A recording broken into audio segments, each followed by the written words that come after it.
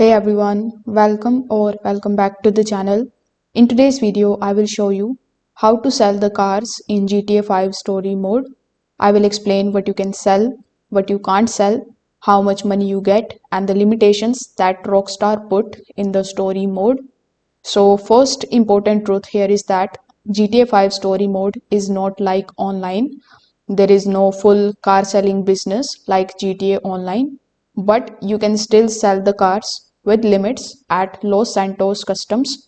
So to sell the car, you just have to steal or drive the car that you want to sell. Then you need to go to Los Santos Customs on the map, drive inside and select the sell from the menu.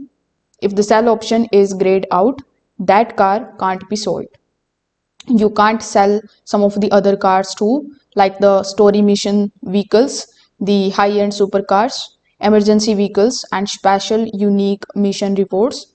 You can sell the street cars and normal vehicles. The price of it actually depends on the type of the car, the condition, and the upgrades installed. The damaged cars pay less, so repair costs will reduce the profit. Upgrades add some value, but don't overspend because you don't get upgrade money fully back. There is also a cooldown. You can't keep selling the cars non-stop in the story mode. After selling, you just have to wait in game time before the sell option becomes available again. Now, if you want big money in the story mode, car selling is not the fastest way. There are some of the better methods that you can use, like playing heists or investing in the stock market with lesser missions, completing the side missions and collectibles, and also buying the businesses for the long-term income.